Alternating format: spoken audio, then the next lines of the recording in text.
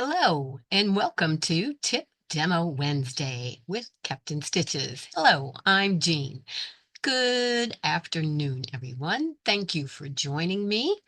I am going to be sharing a demonstration tutorial today on this primitive little bird up here. We'll bring that just a little bit closer, and how I have made this into a topper for a pincushion that I have made on a candlestick, wooden candlestick that I happen to have, and decided I wanted to spruce it up and make it into a decorative, useful pincushion. So that is what I am going to be sharing with you today. And to start off with, first of all, I think I will set this up here, I think, out of the way. And I'm going to switch to the overhead camera for now as I explain some of the other parts of this. So give me just a moment. There we are, and that will help you to be able to see everything better, which we're just going to move this to the side for right now as we go over um, some of the, get that back in focus, some of the materials that you are going to need for this. First of all, you are going to need the templates, which is this right here that I have made up. And there is also a PDF that gives the things that I'm going to go over with you today, the materials that are needed, the instructions, and the assembly. So that will be able to be found in my private Facebook group, Kept in Stitches and Friends. And the link for that will be in the description box below. That you, if you are not already a member, it is a private group. You can request to join that. That is where you will find all the files and PDFs and things that go along with any of the demos and things that I share on my channel. So for this project, which is the primitive wool bird for a pincushion with decorative embellished base, or however you decide that you may want to use it. The materials that you're going to need is, as I said, you're going to need your templates, and you are going to need a 4.5 inch square. Oopsie, don't want to lose those. You are going to need a 4.5 inch square of felted wool for the wings of your bird. You are going to need a 7x8 rectangle of felted wool for the bird body. And then you are going to need, let me see, 2 small buttons. And you are going to need 2 black beads. These are the E-beads for the bird's eyes. In addition to that, you are going to need pearl cotton that matches your felted wool. You are also going to need a strong thread that also matches or blends well. You are going to need some polyester fiber fill for stuffing the bird. And we're going to set that out of the way for now too. And you are going to need freezer paper, which for mine, I use the inkjet printable freezer paper by June Taylor. And I get that. You can get it at some of your local quilt shops. I'm not sure whether Hobby Lobby carries that or not, but I get mine on Amazon. So you can find that there. But you don't have to have that. You can use regular freezer paper, but that is what I use. And as you can see, then you are able to print it out right on your freezer paper, and it's ready to cut out and use. So, in addition to that, which these are the glass e-beads that I use for the beads for the eyes and several other things. But in addition to that, you are going to need a long needle, which I have. I have that right here in this piece of leftover batting, and I am using a milliner's needle for that. And you are going to need a chenille needle for some of your sewing and some of the parts of the bird's body.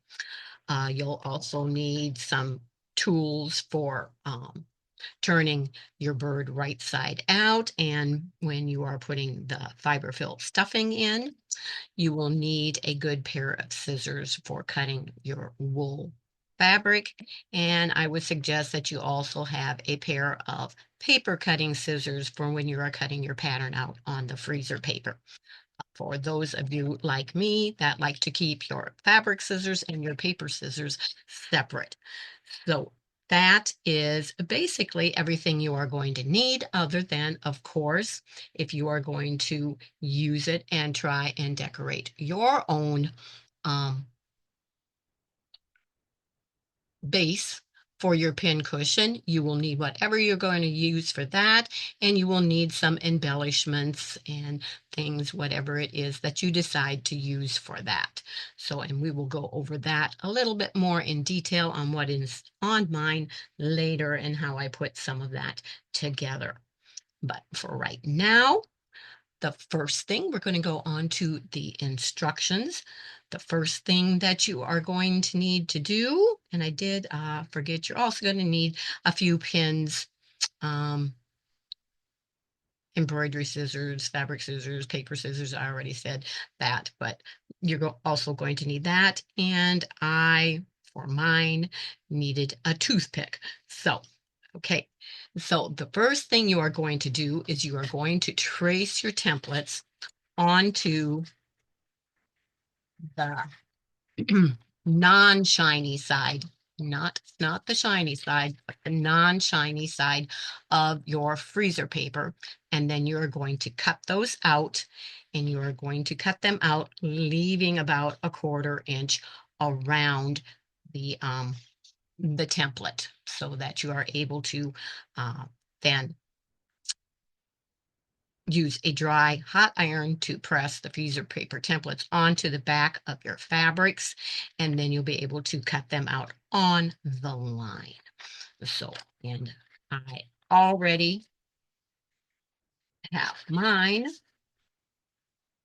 Set some of this stuff to the side. I'm going to put these up there where they will not get lost in the fray, but I already have mine pressed on the back side of my wool, the wings and the body pieces of the bird as well. So I am going to take and I am going to cut those out, and I will be cutting more on fabric than on paper. So I'm going to use my fabric scissors. And first I'm just going to roughly cut around these. Oops, sorry, stay in the camera. Whoa, that may need a little bit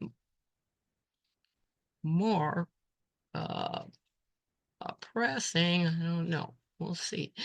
It seems to be coming loose here, but I think I'll be okay.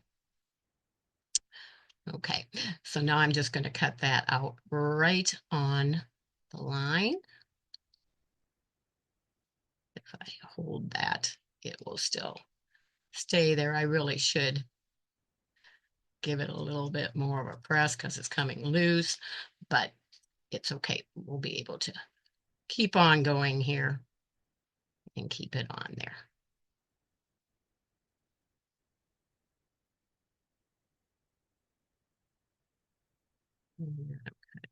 Right on the outer line. That dashed line is the seam allowance that is included in the template for the bird.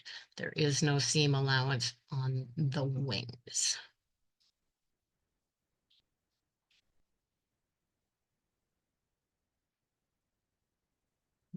Gonna be careful. Careful here, because that's the part that was starting to come off my freezer paper. And you do have to cut two of the bird's body. Okay, and we're all the way around. We're going to set that one down. Get rid of that extra there. And again, I'm going to cut around this so it's easier to handle to cut.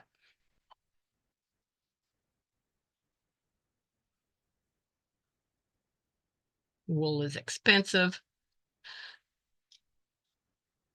so we want to trim it close so we save as much as our excess wool as we can. Get that out of the way. Okay, I'm just going to do the same with this one. I'm getting that right on the cutting line.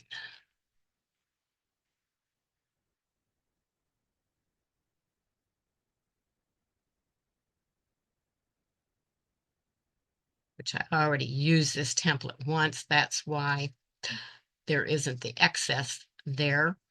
We're starting new. Like I said, you will have a little bit left. You didn't cut that template out right on the cutting line when you press it onto your wool.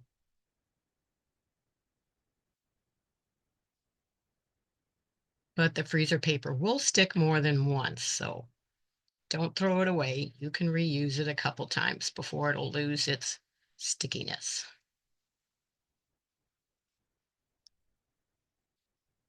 Okay, so we have both of our bird bodies. You can go ahead and remove the freezer paper from that. And I'm not concerned with the wrong side and the right side because, as you can see on most of your felted wool, you can't tell the difference between the wrong and the right side. So don't worry about it. Set those over there out of the way. And now we're going to cut the wings out. And you can see on that, I do have the extra paper around that, so I can cut right on the tracing line. I'm going to cut both of those out, making a blue bird this time instead of the brown bird like I made on the other one.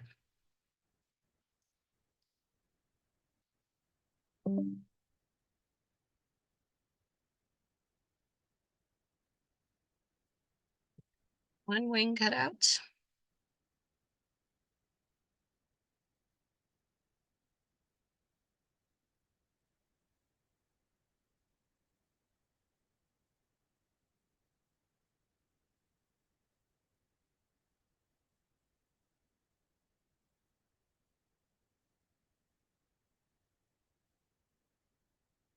If your fabric has a definite wrong and right side, you're going to want to reverse one of each of these patterns.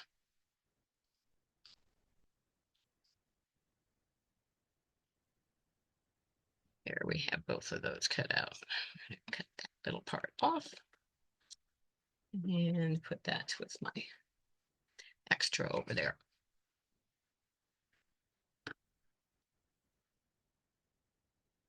Okay, and we can remove the freezer paper from that as well.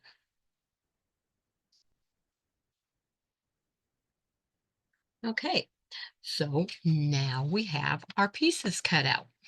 So the next thing that we need to do is we need to sew the two wool bird body pieces together, and we're going to leave approximately a 1.5-inch opening here at the bottom for turning. You want to be sure and back stitch when you do both of those. So I'm going to put my birds together.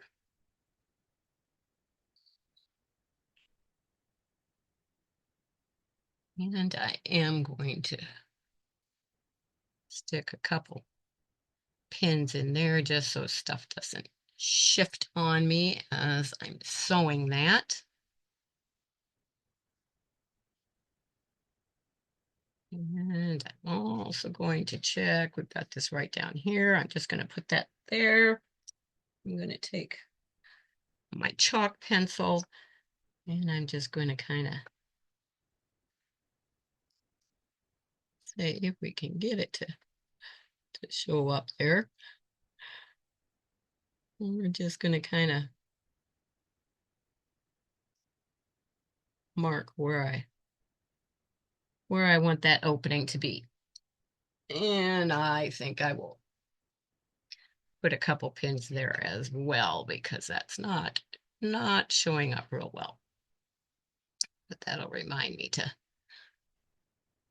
leave that part open when I'm sewing. Okay, so we are ready to sew that together. I'm going to go over here to the sewing machine. So I'm going to go back to the other camera. There we are. And we are going to sew that with a 1/4-inch seam. And we need to back that up out of my way. My chair is hitting that. Oh, it's still hitting on there. There we go. I have my sewing machine set up. I have my blue thread matching in here. And I'm going to start at where I have one of the spots marked so I can go all the way around continuously for the opening. And you want to make sure that you do back stitch there. So I'm going to take a few steps forward and then go back and lock that stitch in. And you do want to stitch slowly when you are doing this. So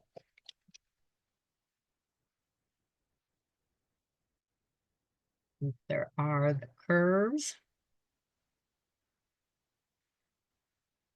You're just going to have to pivot a little as you go.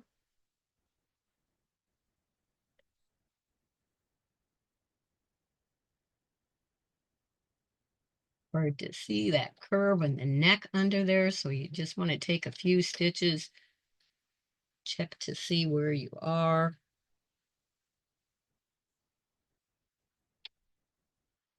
Pivot on that.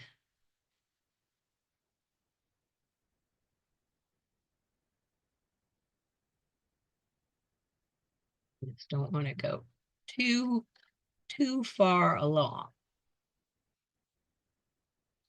Now, on the beak, you want to come a little closer to that just to make sure you do get a point on there when you pivot.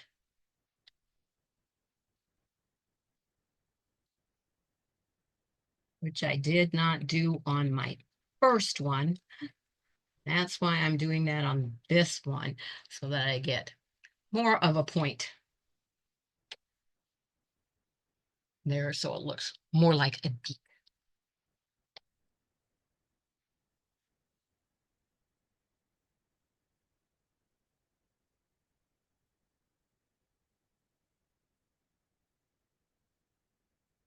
So it's actually starting at the hardest part of the bird, and that's where you want to go slow because that's a tight curves that you're sewing there.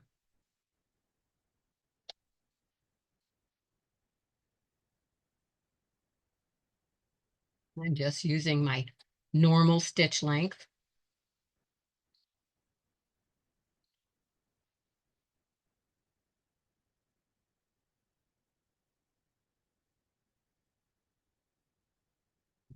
One more stitch there before we pivot.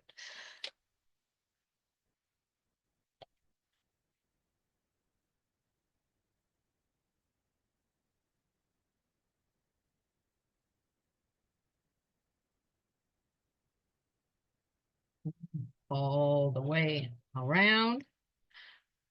Oh, now I'm going to back stitch again.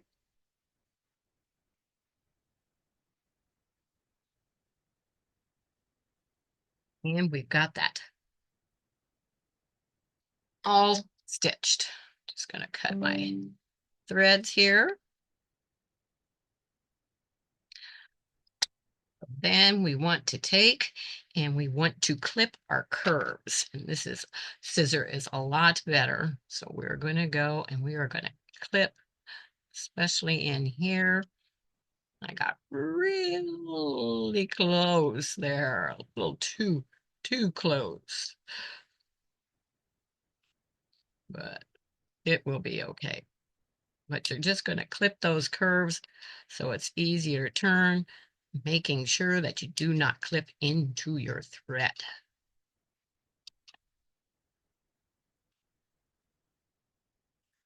You're going to do that all the way around your bird. And I will switch to the other camera as soon as I have clipped all of that.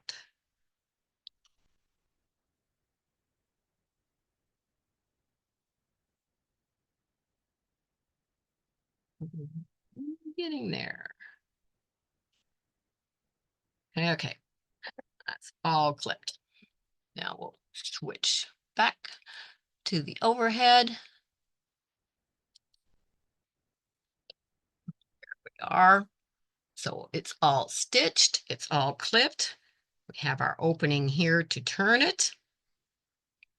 So I'm going to start by bringing my finger in to where that beak is. And I'm going to push that part through the opening first.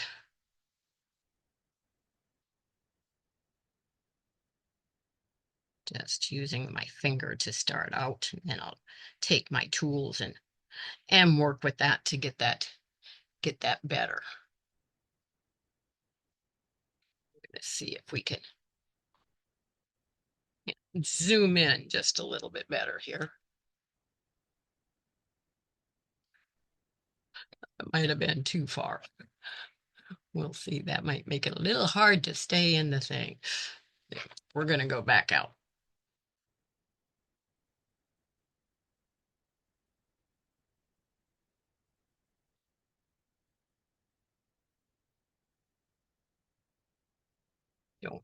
Don't mind me as I try and get that better for you. Sorry. Okay. So then I'm going to take and I'm going to bring my finger all the way down here and I'm going to pull that and push that through the opening as well and get as much as I can with my fingers first. Work with that. And then we are going to be careful so that we do not, oops, like I just did, come through our wool. I want to get that out on that peak there. Getting that as much to a point as I can. I'm going to do the same down here in the tail section.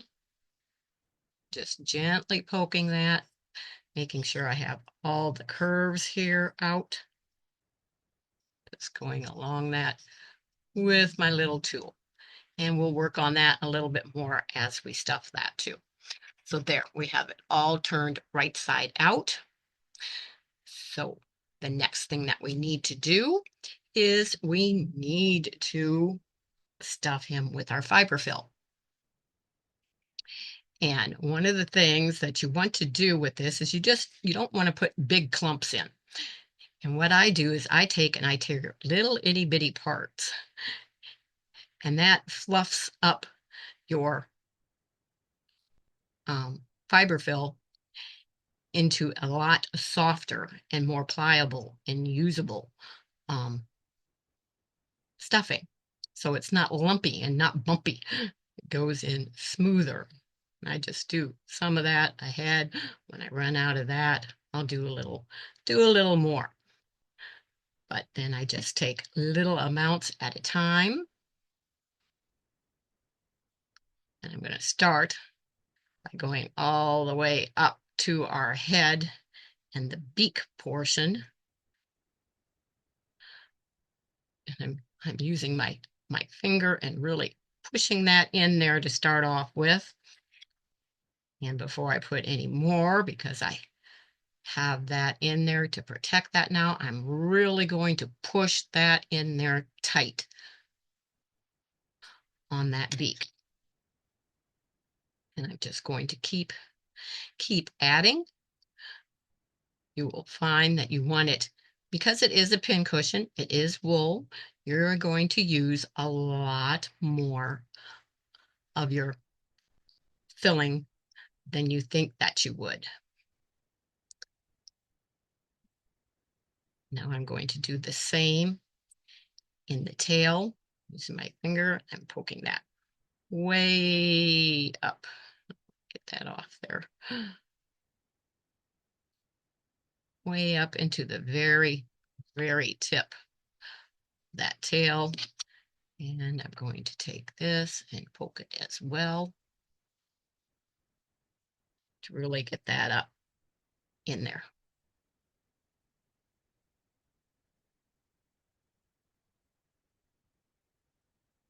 Little tedious because we don't have a real big opening to work with, but it's okay. Just have patience and stick with it. Now I'm using my thumb instead. And as you can see, I'm just using small amounts at a time, making sure that I rub up against what I just put in there, turning it over from time to time to make sure that you're getting right up against the fabric filled. That it's not just keep making into a glob. I'm poking it around the other that I've already added in there. And the hole's closing up on me. There we go. And you just keep poking it very tight.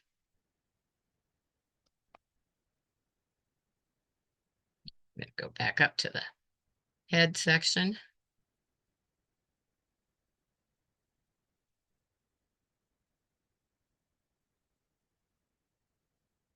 These are fun to make. They're really not that hard. The sewing on this part right here is the hardest part of the whole project. The rest of it is pretty fun.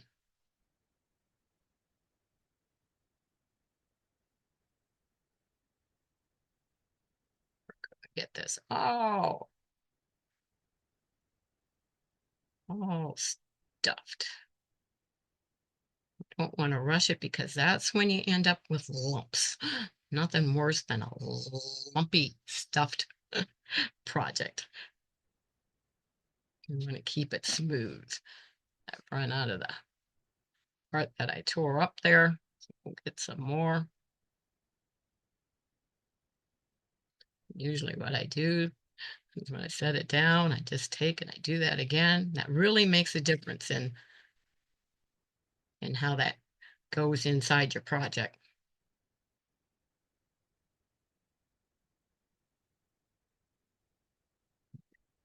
Get stuffed up around that neck area on the curve so that I know I've got that going correctly.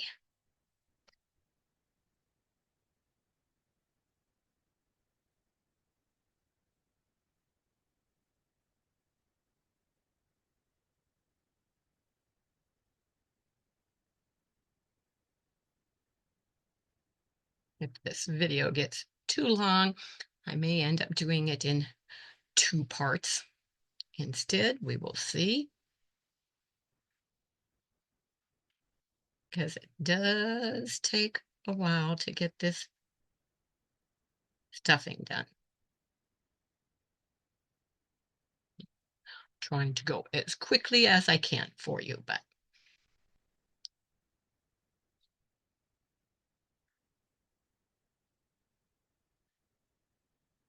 some of the things that I did on the embellishing of the old wooden candlestick here. We'll try and set this here in a spot that you can see it, and I can kind of try and talk about that as we go. Let's see. Let's see if we lay it down instead. Then I think you can maybe try to get it in the view there. I'm not having much success. There we go. And I will continue to stuff this. We could talk about that at the same time. But what I did is I took this pincushion that was a gift from my sister years ago. She made that and sent it to me.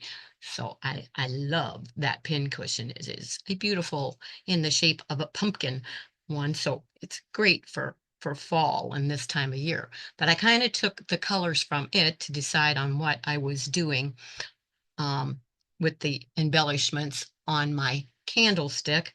And so even though this looks black and white, that is a dark brown fabric, and that is it is a large yo-yo with a small yo-yo on top, and then a button sewn on that. And it is actually glued down right there. I have some lace going around that, and I have to keep working while I'm doing that. And then you can see there is another yo-yo right here. And I actually, instead of a button, I sewed a round magnet in the middle of that so that I can use it as a needle minder or to put my scissors on, except I have my scissors right here attached to the base, actually, so they can't get lost of this. That's what this ribbon is. It's going around the base of that. And it is actually an elastic. I'm going to try and show you up here. This is an elastic stretchy lace. And so it is attached around the base down here. And then I have a snap closure on it that goes around whatever pair of scissors that you decide to put on. And I have little decorative upholstery tacks that I have used and put on the four corners of that so that I can hang notions from that or little charms or whatever decorative items that I want to put on there. And then, of course, I put lace trim around that upper section to add some detail to that. And the dowels were already there, so they, of course, are being used for thread storage. And what I did to dress those up is I took and put the little, well, I have to tip that up so you can see those. Those are little medallions that are cut out of the doilies, some old crocheted ones that have multiple. And those I just slipped the middle right over the dowel so that it makes it pretty. And here you can see how this is actually on the part that goes, that lace goes all the way around on the bottom. That is what is connecting the stretchy lace on there that holds the scissors. But that is the decorating that I did on that. So you can, whatever you have for that you decide to use for a base, if you do this project, is just, go with whatever ideas you have to embellish it in any way that you want. But that just gives you some ideas. And I need to get some more fiber fill. We're getting there on the body. It just takes a lot of stuffing because I don't know if you can see, but this is really tightly tightly stuffed. So we want it to be firm and hold its shape.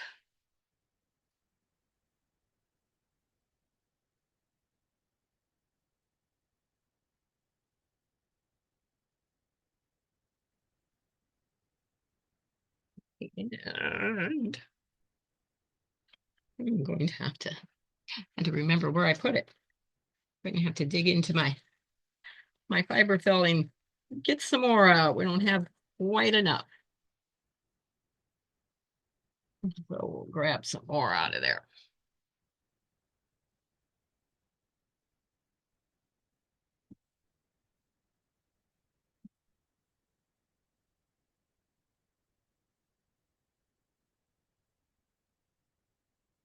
Make sure that we have plenty to keep the shape of this belly part also.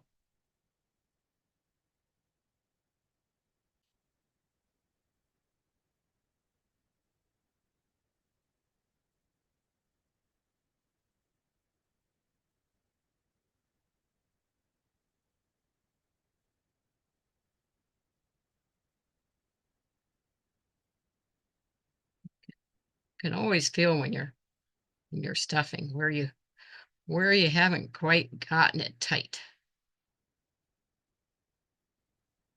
But it's beginning to look like a bird.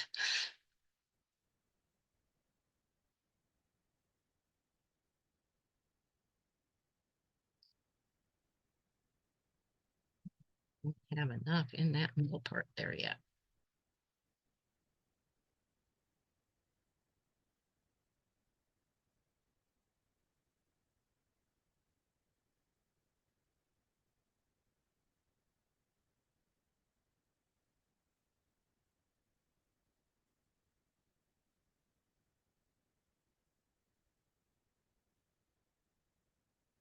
Sorry, I just got silent.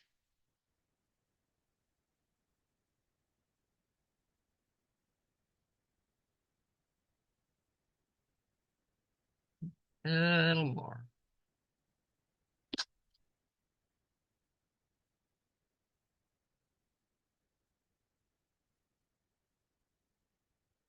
That's really packed in there.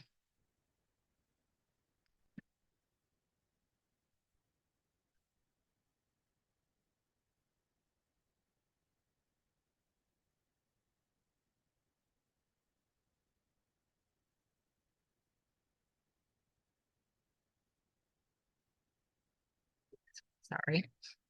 You need to didn't mean to bang that down on my tray.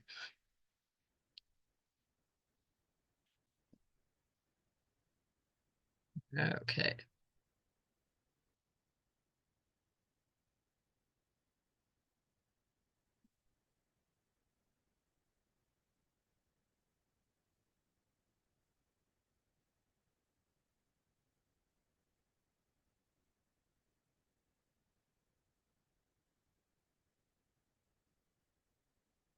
Almost.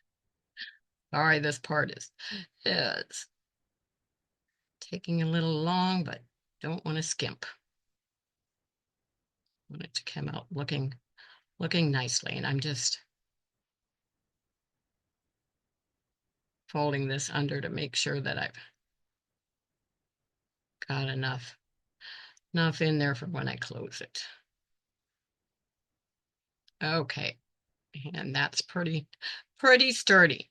So we are not going to close this up at this step because that will depend on how you decide what you are using for your base, how you're going to close that up. Because you may decide to put it on a spool, and if you do, you're going to want that part to go over the spool. And part of the spool go up there. So you'll be closing that differently depending on what you are using for a base. So we're going to leave that open for right now. And we are going to get our wings. And our wings go right up against that. And I'm going to look at both sides there to see which side I want to use. But it's going with this part down, but it's going up close to the head, as you can see on this one.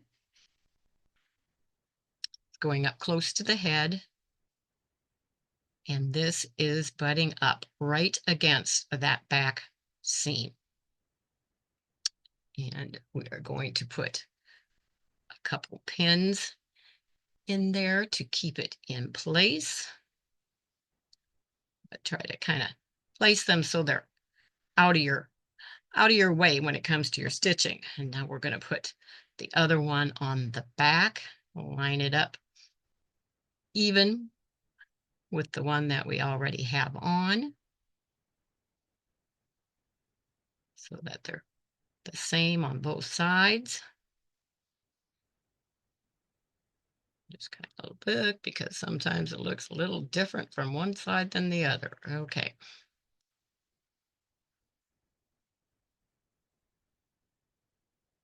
And we're going to stick a couple pins in that as well.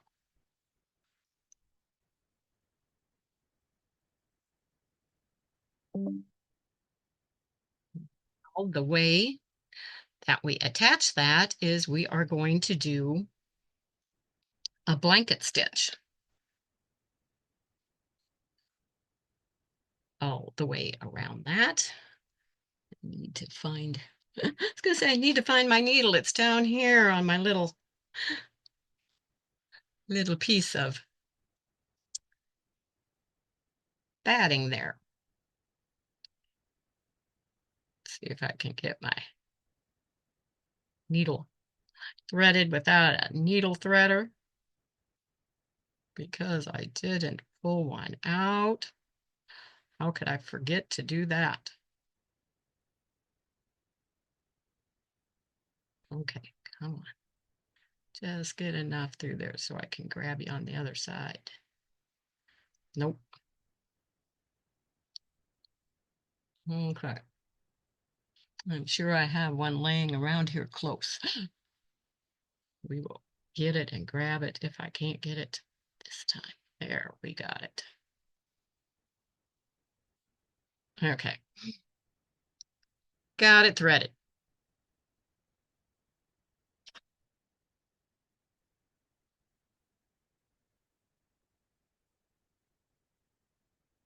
We're going to get a knot on there. Since we're working on wool, make sure that you have a bigger knot because it will pop right through your fabric otherwise. And we are going to come up so we can bury our knot underneath our wing so it doesn't show, and try and make it come up where we want to start.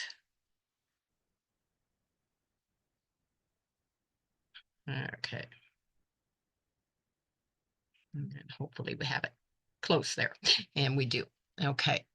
So now we're just going to take and we are going to do a blanket stitch all the way around. I got a long thread here and I'm trying to get out of the way of that pin. Okay. So we're going to come down to get that started. Keeping our thread underneath our needle. That first stitch is a hard one to get started. After that, it will be easier. And I probably should have made my thread a little bit shorter. But I'm going to put this pin in a little farther sideways there. Try and keep it out of my way.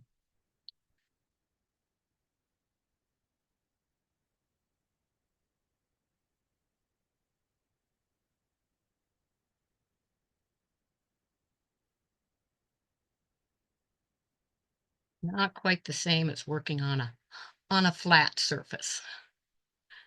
Working on dimensional.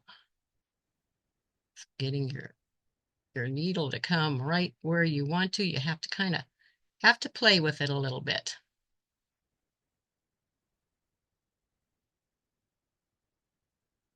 And your thread will get caught on your tail.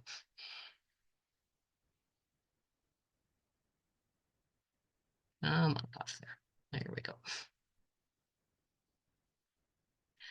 But now we're caught on our pivot. Okay.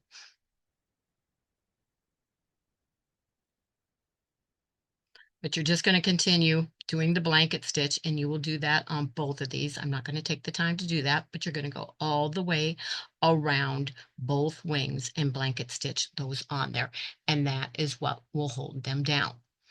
So I'm just going to stick this needle in there. And after you have done that, you will take where these buttons are, and you can see they're on both sides, and it's stiff. You are going to take, and that is where the long needle comes in. You are going to position both of your buttons on at the same time. And you are going to take that long needle, and we're just going to pretend like we have the thread on here. But you will have to hold that button in place where it goes, and you will have to hold the other side in place where it goes. And of course, your needle will be threaded, and you will be taking it all the way through one side. And that's where you're going to have to play with it. And coming through, can you see that? The needle is going all the way through, and it's coming through the one hole on this one and the other hole on that one. And then you'll go over on this side through another hole and come back through the hole on this one. And you will do that several times. And that is what will hold those buttons on so that it will look like this one. They're sewn through both sides at the same time. And that's what keeps them on. So that is how that portion of it is done. And then after you have done that, you will take your little seed beads, and you will need your smaller needle, your long one for that also, because you are going to line them up, and you are going to put both of those on at the same time as well, so that you would have the one where you want it here. You would come through with your needle right through, making sure you have it lined up where you want it. And of course, you're gonna have thread on there, so you're not gonna lose your bead. And you will have your other bead on the other side, and you will sew that in the same way that you did your buttons, going through the one side, coming over it, back through the other side several times, sewing both of those on at the same time. And that's what puts your eyes on there. But we're not going to take the time for demonstration purposes to do that. That just shows you how everything is put together. And when you have that done, then your bird will be done. It'll look just like that one. Well, it doesn't show back there. And you will be able to put it however you want on whatever you are going to use it on. So there you have how to do your primitive wool bird for a pincushion with a decorative embellished base, which I don't think there's anything that I forgot. Like I said, I used if I can tip it, you can take that thread off there. I'm trying to, where am I? Okay. Underneath these doilies, you can see that there is the decorative upholstery tacks on there. They don't go all the way in. They're sticking out so that I'm able to hang stuff from them. And I think in that view, you can see those yo-yos down there a little bit better. Like I said, this one is glued to the base, so it won't move. And instead of putting a button on there and sewing it through, I just glued that magnet right on top of it. There you can see that. And if you have some of the elastic lace that is pretty to put around there. And the reason that I put it around the bottom of the base, it is attached to that with some glue. And then this one is also glued on top of it. But when your base is sitting down, you have plenty to be able to pull and have the length without your scissors. Yeah, we'll come up this way and show you. But it is stretchy, and you will be able to pull it over to your project and trim what you need to trim, and it'll stay with that, and you won't be looking all over for your scissors wondering where they are. That is why I put them on there that way. So that is the tutorial for the primitive wool bird pincushion. But we have a bonus for those of you that stuck around till the end. I'm going to switch back to the other camera. And I am going to do the little bit of mail haul that I have also to share with you. So we will scoot this over out of the way. And I will grab this. And the first thing that we have, and I haven't opened it, is we do have the Fat Quarter Shop Sew Sampler box that just came in today. So we will go ahead and open that and share what is in the month of September's Sew Sampler box. Always exciting to open that up and see what goodies are inside. It says beads and braids. How much you want to make a bet? It has something to do with bees, because there is a bee on the front. And of course, there's always a coupon for those that are subscribed to that in there. Another quilt idea in case you don't like the one that is included, and some other information on there. But set that to the side. Let's get our little book that describes what is in here. And it starts off with a Dutch braids. Very, very pretty colors, blues and goldish color. And then neutral colors with that, but looks very pretty. But that is called Dutch Braids Sun-Drenched Junior Jelly Roll. And it's by Sweetfire Road from Moda Fabrics, and it is a value of $26.98. So that is in there. And then we have, this is, I love notebooks and journals, kind of collect them. And this is a quilt project book by Fat Quarter Shop. It is called Quilt Project Book, and it is an exclusive, and it is a value of $13.98. So let's see if we can get that open. It is packaged in there tight. If I can break the plastic on there. There we go. For some reason, my fingernails don't grow anymore, so I don't have long fingernails to use on that. I think that'll stay in there. But let's open that up and let's see. Ooh, that is nice. It's got a list. It says my project list. Sorry, that doesn't show up too great on there. Show up better on the other. Oh, and it's numbered. Not numbered high enough for me. It only goes up to 150. But then it also has so that you can put the information for each one of them on there. You can list the fabric, the designer, the pattern, who it was quilted by, the size, the start date, the end date, and a box to check off that it is done. That is very, very nice. I think I will wait and start using this in the new year. But that is very nice. And then we have a pink, my color, pink seam ripper by Clover.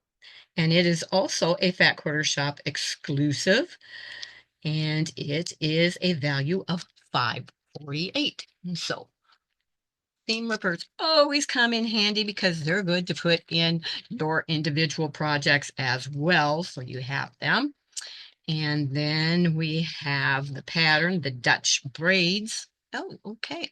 Cute. So that shows a little bit more of what the fabrics are in the jelly roll, junior jelly roll. But this is the pattern. It is called Dutch Braids Table Runner, and that is a value of $9.98. And then it comes with triangles on a roll that are used in the making of that. They are 5-inch wide finished braid ropes, 5.5-inch wide unfinished. So that is nifty. I have not used these before, and it's called a 5-inch jelly braid paper. So 50 feet per roll. Great stash buster.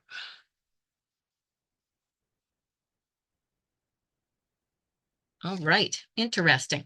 But that is a value of $16.98. And did I say what the pattern was? Yeah, it was a value of $9.98. And then of course, this is the block number 6 in the flowering quilt along.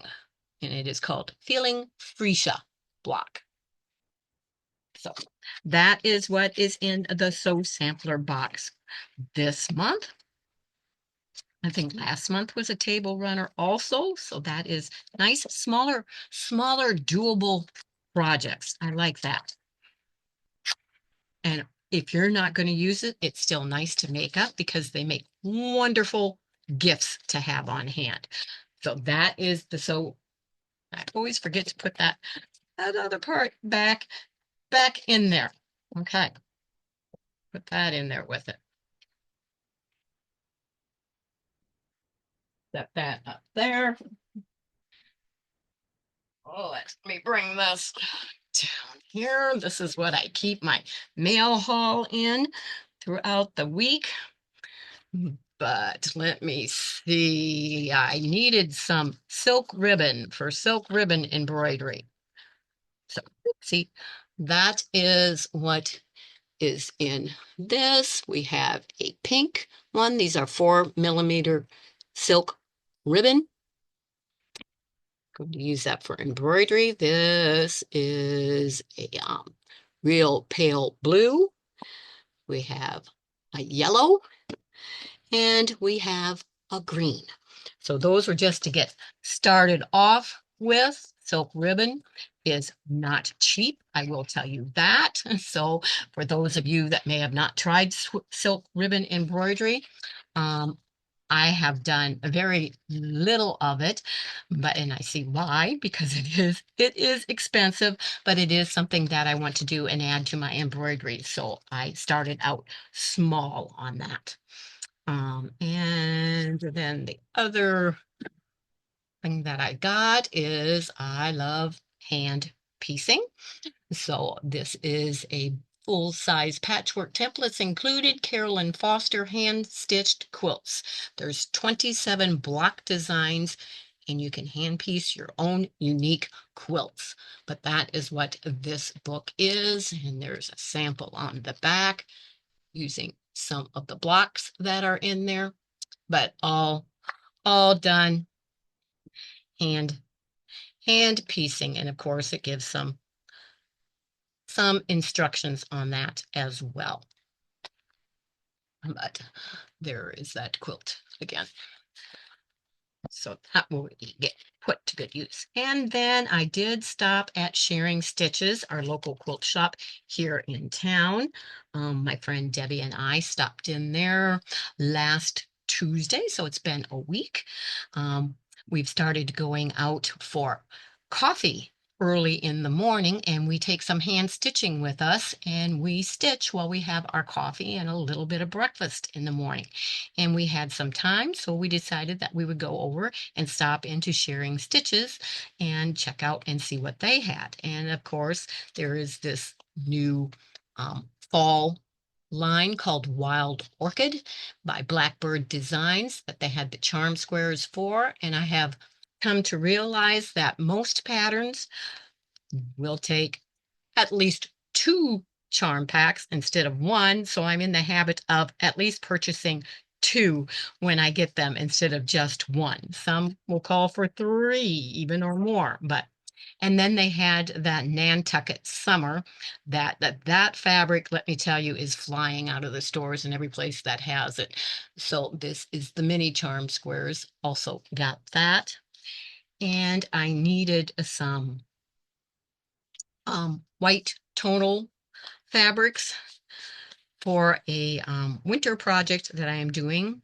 I think it's called Winter Wonderland. It is one of Crabapple Hill's older patterns that is very similar to Over the River and Through the Woods, but it is, yeah, snowmen blocks and done in red and white. So this is a creamy, it's showing up white on there, but it is a creamy white fabric. And I believe I got a yard of that. And then I got a yard of this one, which it is actually a sparkly grunge. It's not showing there. You can see a little bit when I move it in the light, but it actually sparkles. It is a white with very, very, very fine gray lines running through it. So I got those to use in that project. And let me see. Yes, I also ordered. Yeah, this is a mini brick road table runner pattern that I thought was cute. And you could also make it larger. I think it shows it as a doll quilt there, or mug rug, placemats. It's placemats or the table runner, and then it also gives a pattern for a doll quilt. So that I also got. And I put the free pattern that I got away because there if you buy charm squares they have some free patterns that use charm squares and you get to pick out one of the free patterns, and I believe that the one I got was called, I'm not sure. I think it was called arrows, but I'm not sure. And then evidently the amount that I spent, I got a free thank you gift from them, and it is a kit for a pin cushion. Open that up. They do a lot of nice things for their customers, but it is actually there that shows it better. It is their logo. It says Sharing Stitches, Xenia, Ohio. Come quilt with us. Isn't that cute? And it has everything that you need in here, including the stuffing, the pre-printed everything in there to make that. So it was very nice. Cute idea. That is what I have from the mail haul to share with you. We'll put that back in there for now. Set that aside. And I think you can see behind me here, this is what I have been working on. It is the Jelly Roll confetti log cabin pattern that I am working on, and I have gotten 3 rows done out of the 7 rows that are needed to complete that. I have everything cut. I have everything laid out and sorted to be just putting the blocks together and then adding on the rows as I go. So that is what's been happening in the stitching cottage here at Captain Stitches. Thank you everyone for joining me. I hope that you will make your own little whatever idea that you come up with to use the primitive bird, make the primitive bird and use it to make your own pincushion, which of course it's a pincushion all in its own as well. And so very nice. You can just put it on a little wooden spool, whatever it may be. It could have just sat on top of that by itself and sat somewhere. So you can make multiples of those in all different colors and styles. But enjoy. And as I said in the beginning, you will find the PDF downloads with the templates and the instructions in full on how that you make this little bird. No instructions for this. That's just do whatever it is that you want to do with your base and decorate it accordingly.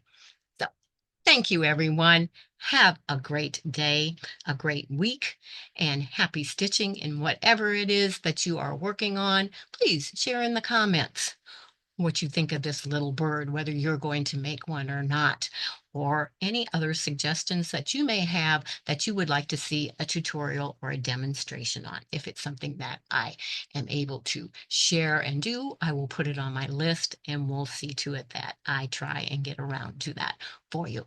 Thanks again, everyone. Take care. And in the meantime, remember, I can keep you in stitches. Bye-bye, everyone.